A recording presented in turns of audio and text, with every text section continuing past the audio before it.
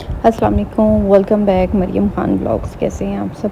अल्हम्दुलिल्लाह मैं ठीक हूँ, खैरियत से हूँ। होप सो कि आप सब भी खैरियत से होंगे। आज बना रही थी मैं डोनट, बच्चों की भरपूर फ़रमाइश में बच्चों ने कहा था हमें डोनट खाने हैं, तो मैंने कहा चलें क्यों ना बना देती हूँ। तो जी आज हम बात करने वाले हैं, जब लोग आपको हर्ट करें तो ख़ुद को किस तरह संभालें। जब हमारे अपने ही हमें हर्ट करते हैं, हमारे अपनों की बातें ही हमें जो हैं वो तकलीफ़ पहुँचाती हैं, तो हम किस तरह ख़ुद को संभालें। Self respect, self love, self worth, ये सारी जो चीज़ें हैं आज के हम इस वीडियो में डिस्कस करेंगे। क्या आपको भी ऐसा लगता है कि आप कितनी भी अच्छी क्यों ना हो, लोग फिर भी आपको ताने देते हैं? आपके इर्द गिर्द के लोग आपको कोई ना कोई बात सुनाते हैं, आप कितना भी अच्छा बन जाएं उनके साथ। शोहर की कोई बात दिल पर लग जाती है, या आपके इर्द गिर्द के लोग आपको नीचा दिखाने की कोशिश करते हैं। अगर हाँ, तो ये वीडियो आपके लिए है। आज की ये वीडियो आपकी ज़िंदगी ज़रूर बदलेगी।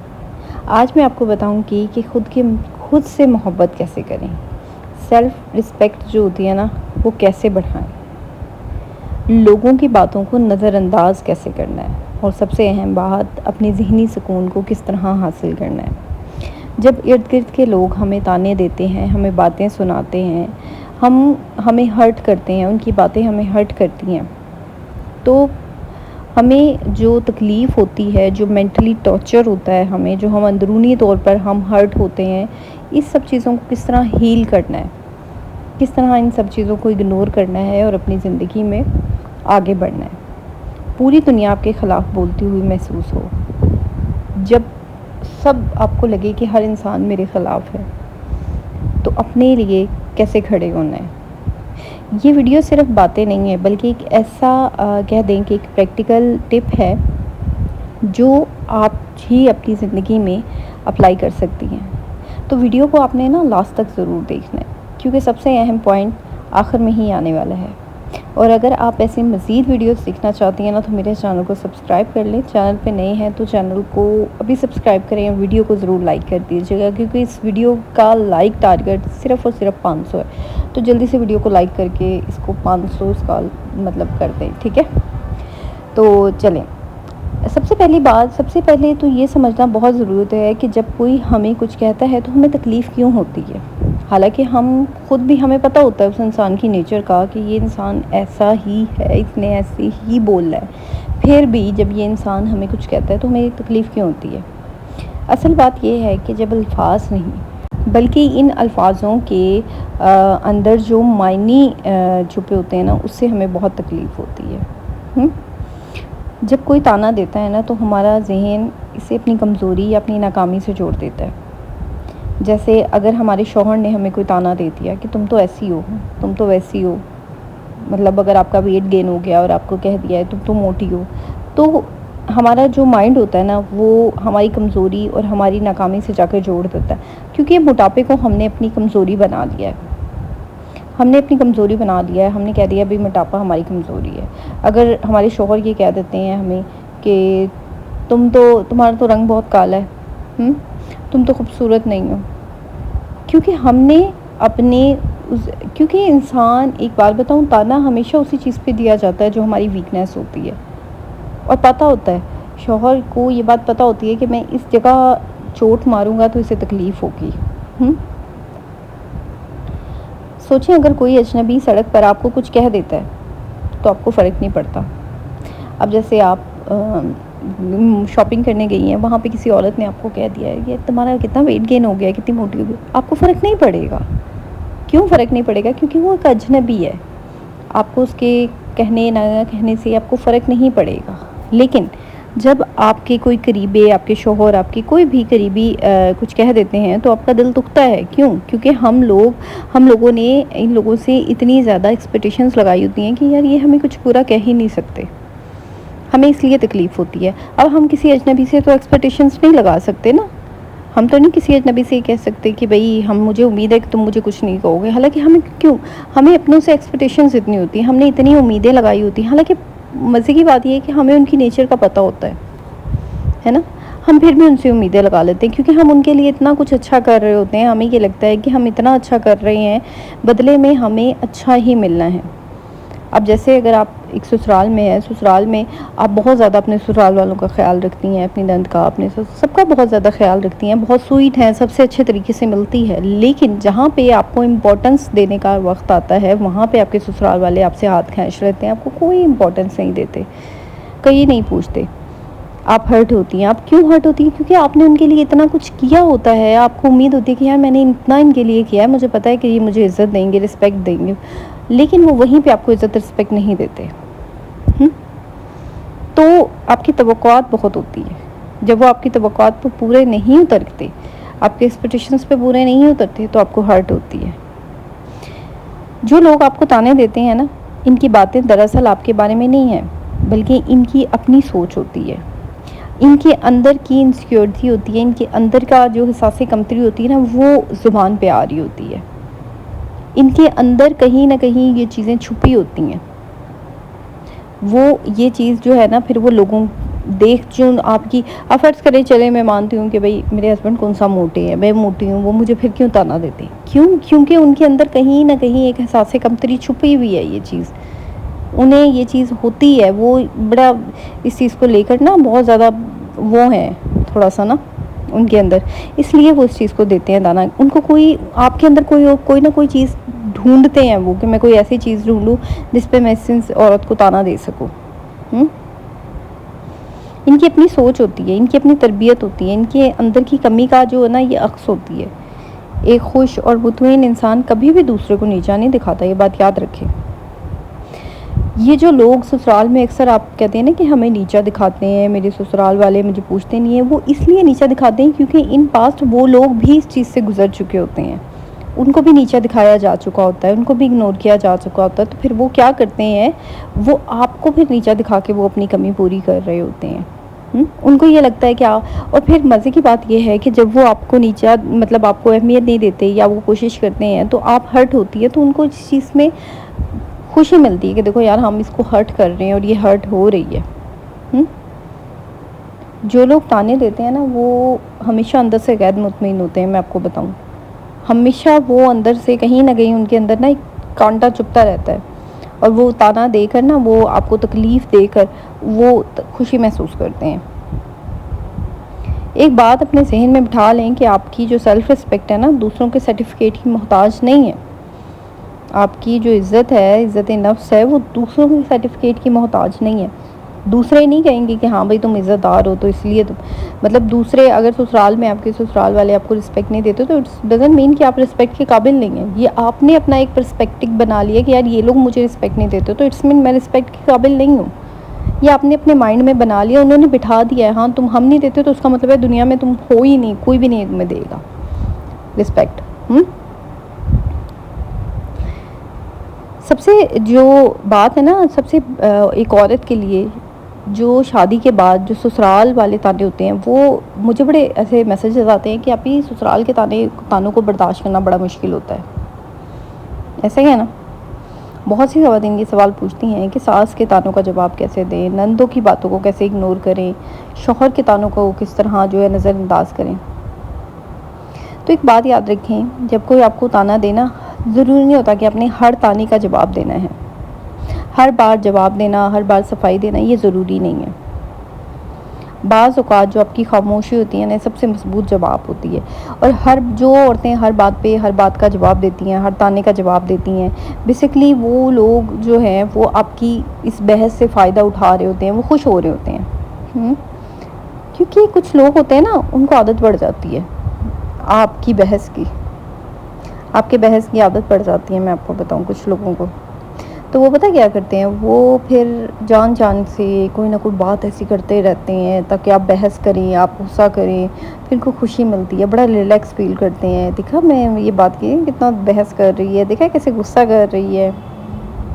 ऐसे ही होता है। तो अपने अंदर ना ये चीज़ करें कि यार मुझे हर बात का जवाब नहीं देना, और अपनी हर बात का जवाब देना ज़रूरी भी नहीं होता। अपनी एनर्जी को ज़ाया मत करें। हम पता नहीं कितने कितने साल ज़ाया कर देते हैं ऐसे लोगों को अपनी सच्चाइयाँ साबित करने में, अपने आप को सच्चा साबित करने में, सही साबित करने में, कितने कितने साल ज़ाया कर देते हैं। हर नेगेटिव बात पर रद्द-ए-अमल देना, रिएक्शन देना, ये आपकी एनर्जी को, आपके टाइम को वेस्ट करता है, ज़ाया करता है।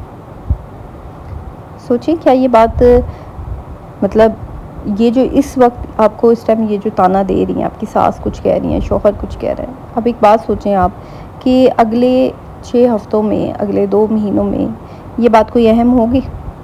नहीं, इसकी ये बात की कोई, बल्कि अगले चंद घंटों में इस बात की कोई वैल्यू नहीं होगी। वो लोग ऐसे हो जाएंगे जैसे कुछ हुआ ही नहीं है, हमने तो कुछ कहा ही नहीं है, ताना देने वाला है ना, ऐसे ही होता है ना, हम कहते हैं कुछ भी नहीं हुआ, नॉर्मल है। लेकिन आप उस चीज़ को अपने सर पे सवाल कर लेंगी, आप उस चीज़ के लिए बैठी रह जाएंगी, रोती रहेंगी। ऐसे ही है कि मुझे क्यों कहा, क्यों किया, उन लोगों को फ़र्क भी नहीं पड़ेगा, कहने वाला इंसान कह के भी चला जाता है। नफ़रत ना करें, लेकिन फ़ासला करें। अगर कोई रिश्ता आपको बार बार तकलीफ़ देता है, कोई भी है, चाहे आपके भाई हैं, बहन है, माँ है, बाप है, सास है, ससुर है, शौहर है, नंद है, कोई भी रिश्ता है, उससे सीखें, कुछ ना कुछ ज़रूर सीखें और फ़ासला अख्तियार करें।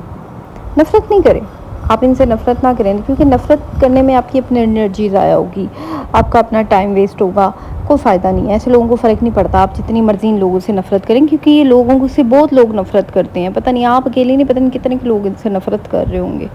तो इसलिए ना एनर्जी ये ना किया करें, बस इनसे फ़ासला करें।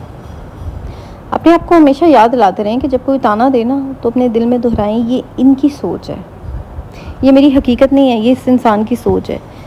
ये जो छोटा सा जुमला होता है ना, ये आपके जहन को, नेगेटिव बातों को ना दिल पर लेने से रोकता है कि ये जो सामने वाला बोल रहा है ना, ये इसकी अपनी सोच है, बोलने दो, इसके ये बोलने से कौन सा मैंने ऐसा हो जाना है। एक बात याद रखें कि कुछ ताल्लुकात ऐसे होते हैं जो वक्त के साथ बेहतर हो जाते हैं। तो ये जो वक्त होता है ना, वक्ती तौर पर जो वक्त होता है ताने का या उसका, उसमें अपने आप को बिल्कुल भी हर्ट ना होने दिया करें। थोड़ा सा अपने अंदर ना बर्दाश्त पैदा करें, क्योंकि हमारे अंदर बिल्कुल भी बर्दाश्त नहीं है, सब्र नहीं है। बर्दाश्त करने का मतलब ये नहीं होता आप किसी की मार बर्दाश्त कर रहे हैं, आप सब्र करने का मतलब ये नहीं है आप किसी का जुल्म बर्दाश्त कर रहे हैं। इसका ये मतलब है कि आप जो है थोड़ा सा, किसी इंसान ने अगर कोई बात कह दिया तो थोड़ा सा उसको बर्दाश्त करके उस टाइम के लिए 10-15 मिनट के लिए उस बात को इग्नोर करें, थोड़ी देर बाद वो बात आई गई हो जाएगी। तो इसको बोलते हैं।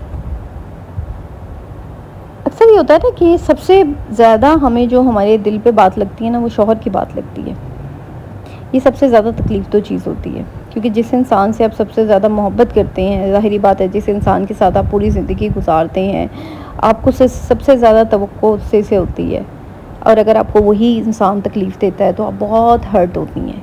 अच्छा, आगे जाने से पहले मैं एक बात कह दूं कि मैं बना रही थी यहाँ पे डोनट के लिए चॉकलेट, वो जो डोनट के ऊपर लगाते हैं, और सिंपली मैंने थोड़ा सा दूध लिया है, उसके अंदर मैंने कोको पाउडर ऐड किया है, थोड़ा सा मैंने घी ऐड किया है, अगर आपके पास बटर है तो बहुत अच्छी बात है, आप वो ऐड कर लें, और चीनी ऐड की है, ठीक है, इसको मीठा करने के लिए। और आपने इसको अच्छे तरीके से पका लेना है, और पकाना है इसको बिल्कुल हल्की आंच पे है, बिल्कुल लाइट आंच पे इसको पकाना है, क्योंकि ये जल जाएगी अगर आप इसको तेज़ आंच पे पकाएंगे। बिल्कुल दम वाली आंच पे इसको आपने पकाना है, और इसको जितना आपने गाढ़ा करना है वो आप पे डिपेंड करता है। मैंने इसको ज़रा ज़्यादा गाढ़ा किया था, क्योंकि बहुत फिर पतला जो है वो भी मुझे इतना अच्छा नहीं लगता, लेकिन ज़्यादा गाढ़ा करना है तो आप कर सकती हैं, क्योंकि मैंने कल आइसक्रीम बनानी थी, मैंने सोचा था मैं उसके अंदर भी डालूंगी। तो इसको आपने गाढ़ा कर लेना है, और फिर इसको आपने डोनट के ऊपर लगाने के लिए रख लें। आप ब्राउनीज़ में भी इसको यूज़ कर सकते हैं, ये चॉकलेट का टेस्ट देगी, चॉकलेट बन जाएगी, जितना आप इसको पकाएंगे उतना ये मज़े की बनेगी, ठीक है। अच्छा चलिए अब हम बात करते हैं अपनी उसकी। तो सबसे हम मतलब जो शौहर जो होते हैं ना, जब उसकी बात जो सबसे ज़्यादा हर्ट करती है, तो एक बात याद रखें, गुस्से में कही गई बात और दिल की बात में फ़र्क होता है। बहुत सी बातें गुस्से में कह देते हैं, क्योंकि बहुत सी ऐसे होता है कि अक्सर जो होता है ना हस्बैंड, वो गुस्से में रिएक्ट कर जाते हैं, गुस्से में कह देते हैं। और कुछ बीवियां जो होती हैं ना, वो बहुत ज़्यादा सेंसिटिव होती हैं, वो हर बात को दिल पे ले जाती हैं, है ना, कुछ होती हैं।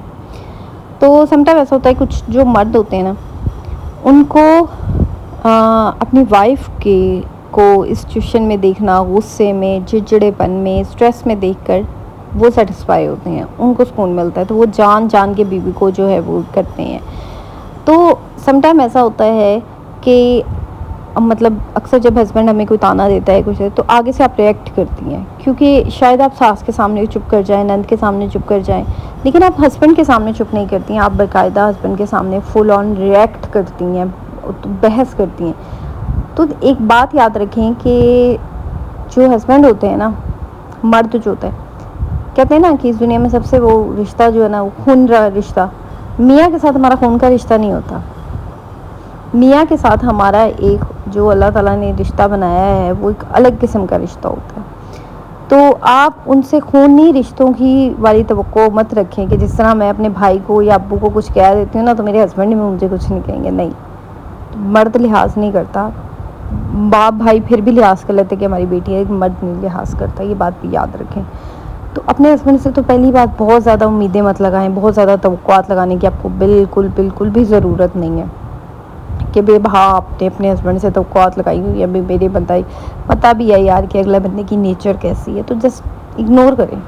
आप उस बंदे को बातों का मौका देती हैं, आप उस बंदे को जो है वो बार बार बहस कर उस बंदे, वो बंदे रिलैक्स होता है आपकी बहस से, उसको पता होता है कि यार ये बहस करेगी, ये बातों को कहाँ से कहाँ लेके जाएगी, तो अगला बंदा फिर जो है ना, वो कहीं ना कहीं से कोई ना कोई एवी हवा में तीर छोड़ देता है और आपको गुस्सा आ जाता है, चिढ़ जाती हैं आप, तो अगला बंदा फिर इस चीज़ को बड़ा इंजॉय करता है।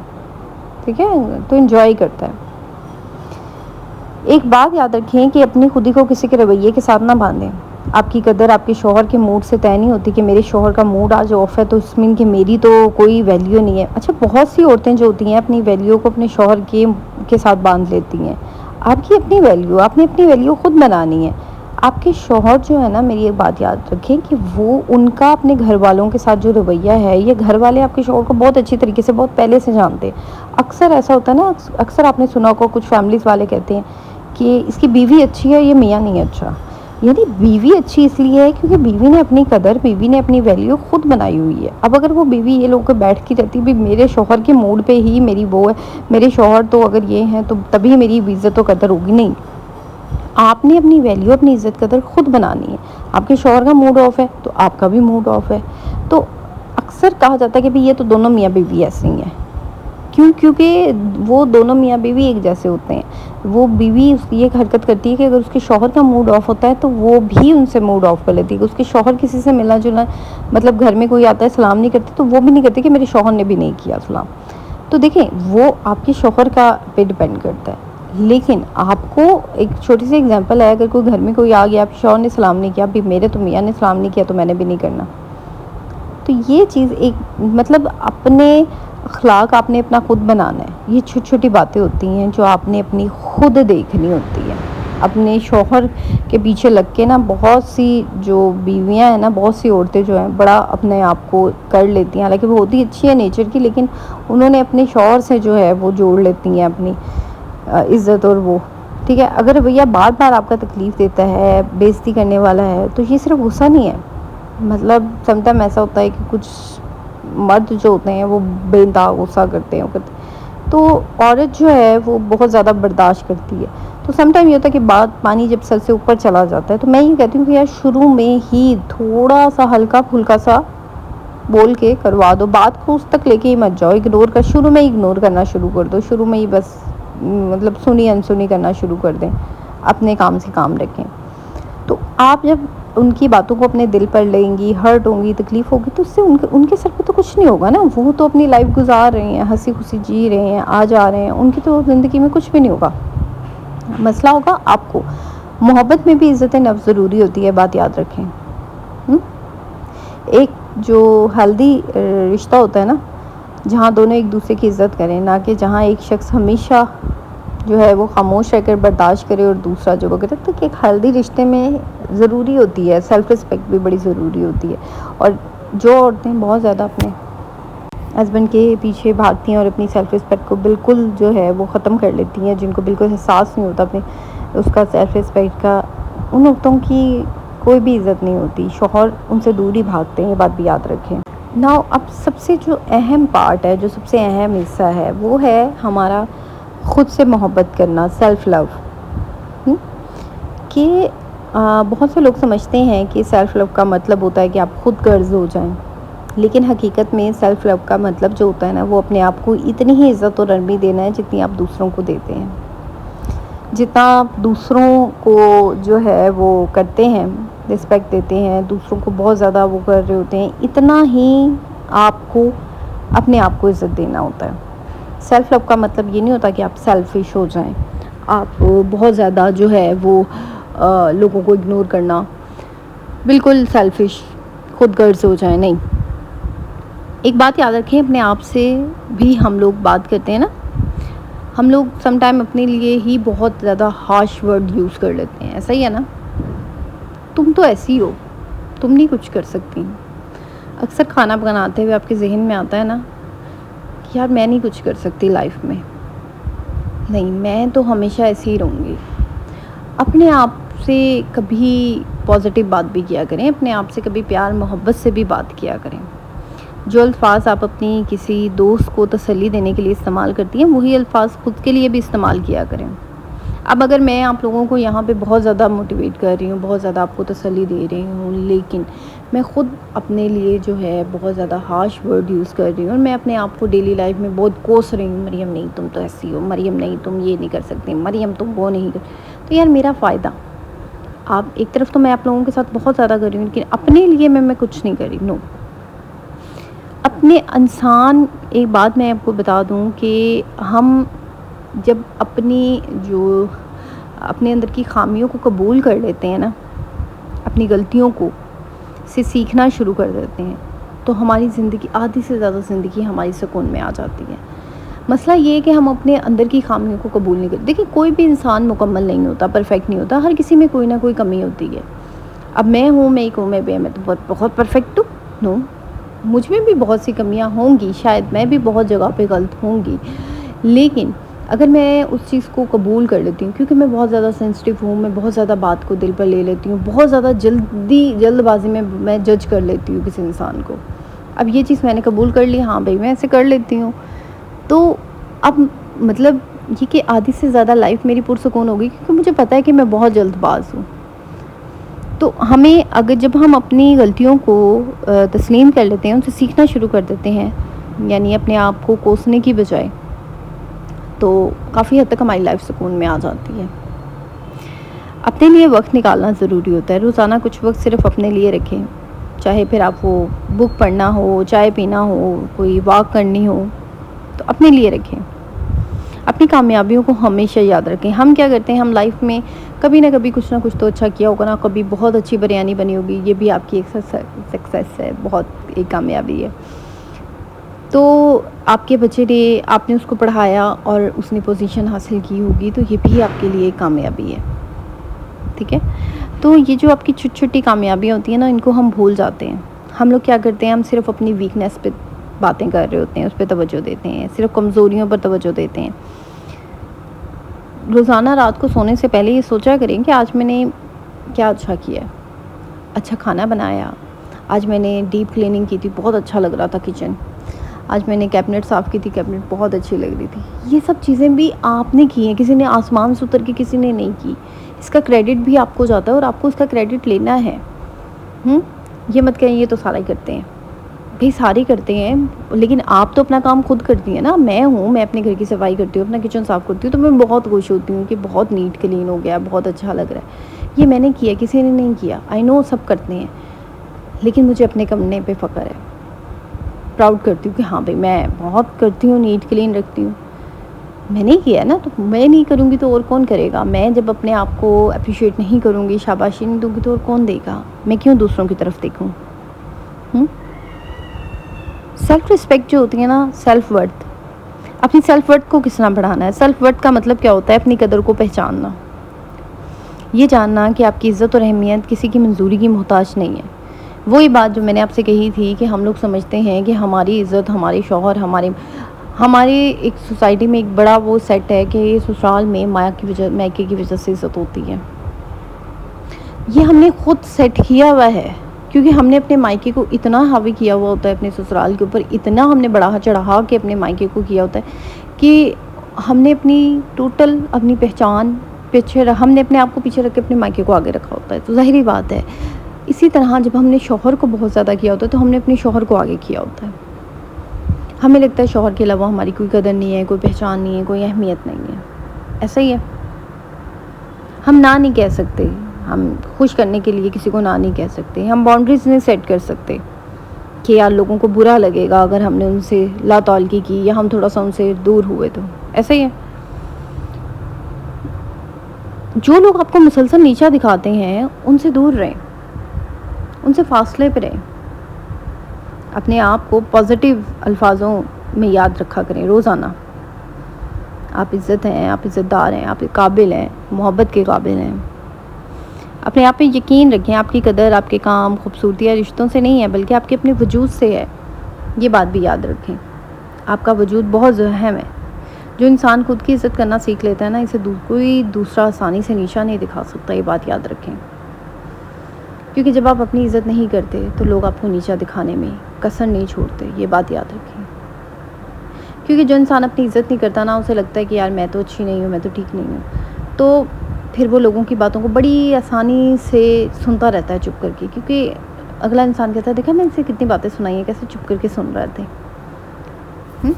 देखा कितना चुप करके मेरी बातें सुन रही थी, कैसे सर नीचे करके सुन रही थी, है ही ऐसी, तभी तो इतनी बातें सुन ली, वरना तो कौन सुनता है अपने खिलाफ इतनी बातें। ऐसे ही होता है ना, क्योंकि आप अपने आप को ऐसा समझती हैं, आप अपने आप को ऐसा समझती हैं तभी। क्योंकि आप देखें, वो गई कभी देखा है उसको अच्छे कपड़ों में, कभी देखा है उसको अपने आप को बाल कंघी करते हुए, कभी देखा है उसको अपनी केयर करते हुए। तो इसलिए लोग फिर जब आप अपने आप की केयर करेंगी, अपने लिए स्टैंड लेंगी, अपने लिए खड़ी होंगी, अपने आप को रिस्पेक्ट देंगी, इज़्ज़त देंगी, तो लोग आपको प्यार करेंगे। क्यों नहीं करेंगे? इज़्ज़त करेंगे, क्यों नहीं करेंगे? क्योंकि आप अपने लिए कुछ नहीं करती, आप अपने लिए स्टैंड नहीं लेती। हम अपनी एनर्जी को ज़ाया कर देते हैं दूसरों को जवाब देने में, दूसरों को सामने अपनी सफाइयाँ पेश करने में, दूसरों से बहस करने में। हम ऐसे लोगों के सामने अपने आप को सही साबित कर रहे होते हैं जो हमारी पीठ पीछे बुराइयां करते हैं, जो चुगलियां करते हैं, जो हमेशा हमें नीचा दिखाते हैं, हर्ट करते हैं। ऐसे लोगों के सामने हम लोग फिर सबसे बड़ी बात है, हम लोगों को बदलने खड़े हो जाते हैं कि ये बदल जाएंगे। क्यों? हमने किसी का ठेका लिया है बदलने का? बदलें तो खुद बदलें भाई, हमने किसी का ठेका नहीं लिया। अपने आप को बदलें, अपने आप की तरफ तवज्जो दें, अपने आप को वैल्यू देना शुरू कर दें, अल्लाह ताला का शुक्र अदा करना शुरू कर दें। जिन बातों पे आपका कंट्रोल नहीं है, इनको छोड़ दें इन बातों को। जिन बातों पे आपका कंट्रोल नहीं है, इग्नोर करें। जिन बातों को आप नहीं जो है वो कर सकती कंट्रोल, या जिन पे आपका इख्तियार नहीं है, उन्हें छोड़ दें। शौहर बातें सुनाता है, यार नहीं है इख्तियार, क्या करें, इतनी कोशिश कर लिया, नहीं हट रहा, नहीं बाज आ रहा, बस ठीक है, ओके, बस अब नहीं मैंने कोशिश करनी, बहुत रो लिया, बहुत धो लिया, अब खुद की तरफ तवज्जो देनी है, खुद को देखना है। ऐसे अपने लिए रोज़ाना अपने आप को याद दिलाएं, मेरी खुशी मेरी अपनी ज़िम्मेदारी है, किसी और की नहीं। आपकी खुशी आपकी ज़िम्मेदारी है, किसी और की ज़िम्मेदारी नहीं है। आप अपनी खुशी के कोई खुद ज़िम्मेदार हैं। आपकी खुशी का ठेका आपके शौहर ने, आपके ससुराल ने, आपके मायके ने नहीं लिया हुआ, आपके दोस्तों ने, आपके कोलीग्स ने नहीं लिया हुआ। आपने खुद खुश होना है। जब आप ये सब अपनाना शुरू करेंगे ना, तो आहिस्ता आहिस्ता आप महसूस करेंगे कि बाहर की बातें आपके अंदर के सुकून को हिला नहीं सकती। आप स्ट्रॉन्ग हो जाती हैं, आप अपने आप को स्ट्रॉन्ग महसूस करना शुरू कर देती हैं, आप स्ट्रॉन्ग होती हैं, मजबूत बनना शुरू कर देती हैं। तो लोगों की तकलीफ़ तो बातों को खुद को महफूज रखें, खुद से मोहब्बत करें, सेल्फ़ रिस्पेक्ट, सेल्फ़ वर्थ के साथ एक पुरसुकून ज़िंदगी गुजारें। दुनिया की बातें आती जाती रहेंगी, लेकिन आपका सुकून, आपकी इज़्ज़त नफ्स सिर्फ़ आपके हाथ में है। किसी को ये हक़ मत दें कि आपकी खुशी आपसे छीने, किसी को ये हक़ मत दें कि आपको इंसल्ट करे, आपको बुरा भला कहे, नहीं। तो अगर आपको ये वीडियो पसंद आई है तो मेरी वीडियो को लाइक करें और मेरे चैनल को सब्सक्राइब कर दें, और वीडियो को आगे ज़रूर अपनी फैमिली फ्रेंड्स में ज़रूर शेयर कीजिएगा। अच्छा, अब मैं यहाँ पे लास्ट में आप लोगों के साथ शेयर कर देती हूँ डोनट की छोटी सी रेसिपी। डोनट का आटा मैंने किस तरह बनाया था। डोनट का आटा मैंने जो है बनाया था। पहले मैंने मैदा लिया था, मैदे के अंदर मैंने यीस्ट डाली थी। यीस्ट जो है वो आपको बाज़ार से मिल जाएगी, जो आटे को ख़मीरा करती है यीस्ट, ठीक है। आप कह के लीजिएगा कि मैंने जो है वो यीस्ट बनानी है ताकि आटे को ख़मीरा करने वाली, तो ख़मीर जो करते हैं, ठीक है, वो आपने लेना है और उसके अंदर आपने मैदे में वो आपने शामिल कर देनी है। वैसे तो अगर आप ऑनलाइन उसकी रेसिपी देखेंगे तो वो थोड़ी देर के लिए दूध में भिगो के रख देते हैं, लेकिन सम टाइम ऐसा होता है कि वो दूध में फूलती नहीं है, तो आप उसको डायरेक्ट आटे में ही शामिल कर दें। और इसका मेरे तो कोई चम्मच का हिसाब नहीं है, मैं तो पैकेट लेती हूँ। वो आजकल तो वैसे ही बहुत थोड़ा सा वो पैकेट में कर दिया, पहले ज़्यादा होता था, मैं वो सारा डाल देती हूँ। फिर उसके बाद उसके अंदर आपने घी के 2-3 चम्मच डालने हैं, ठीक है। और उसके बाद आपने थोड़ी सी चीनी ऐड करनी है, थोड़ा सा नमक ऐड करना है, बेकिंग पाउडर ऐड करना है और फिर आपने उसको अच्छे से मिक्स कर लेना है। फिर आपने इसको गर्म दूध, नीम गर्म दूध से आपने इसको जो है वो गूँदना है, ठीक है। गूँदने के बाद इसको, अब आजकल जैसे बहुत गर्मी है तो पहले ये है मैं तो उसको अलमारी में रखती हूँ अच्छी तरह कपड़े में, खेस में लपेट के, क्योंकि गर्माइश में आटा ख़मीरा होता है। लेकिन अब आजकल तो वैसे ही इतनी गर्मी है तो आटा ख़राब होने का भी ख़तरा होता है कि भाई कहीं स्मेल ना मार दे, ख़राब ना हो जाए। तो बस सिंपली शेल्फ़ पे जो है इसको अच्छे तरीके से ढक्कन ढक कर और ऊपर से कोई कपड़ा डालकर ना, लाइट सा हल्का सा ये जो दस्तरखान वो डालकर आप रख दें इसको। और फिर आप इसको तकरीबन, मैंने तो इसको रखा था 40 मिनट क्योंकि मुझे बनाना था, लेकिन आप इसको 2 घंटे, जो इसका मेन टाइम जो होता है ना वो 2 से ढाई घंटे होता है, तो आप इसको 2 घंटे रखें। 2 घंटे बाद देखिएगा आटा कितना फूल जाएगा। फिर उसके बाद आप इसको मोटी रोटी आपने बेलनी है, पतली नहीं बेलनी, मोटी बेलनी है। जितनी मोटी बेलेंगी आप उतना मोटा डोनट बनेगा और उतना मज़े का डोनट बनेगा, ठीक है। पतला बेलेंगी तो वो ज़रा पतला पतला सा डोनट बनेगा, बन तो मज़े का जाएगा लेकिन वो पतला बनेगा, फूलेगा नहीं। तो आपने फिर इसको जो है वो थोड़ा सा मोटा मोटा इसको बेल लेना है। फिर आपने इसको डोनट की शेप दे देनी है, जो डोनट की ही शेप होगी। और फिर आपने डोनट को भी फिर आपने 30 मिनट का रेस्ट देना है, ठीक है। आधे घंटे तक आपने जो है इसको અહીં ढक कर शेल्फ पे रख देने हैं। 20 मिनट या 30 मिनट तक आपने इसको रखना है। फिर उसके बाद आपने घी को लाइट और बिल्कुल जो है मीडियम हल्की आंच पे आपने इसको पकाना है, ताकि ये अंदर से भी अच्छी तरीके से डोनट पक जाए। बाहर से तो हरे वो हो ही जाएंगे ब्राउन, लेकिन आपने इसको अच्छे तरीके से करना है ताकि ये जो है वो अंदर से भी अच्छे तरीके से पक जाए, ठीक है। आई होप सो कि आपको आज का व्लॉग अच्छा लगा होगा। चॉकलेट की रेसिपी भी मैंने आपको बता दी है, आप लोग बाज़ार से भी ले सकते हैं। डार्क चॉकलेट लेके इसको मेल्ट कर लें और इंशाल्लाह कल आप लोग के साथ फिर एक नए व्लॉग में मुलाकात होगी। दुआ में याद रखिएगा और अपना ढेर सारा ख्याल रखिएगा। अल्लाह हाफिज़, टेक केयर, बाय बाय।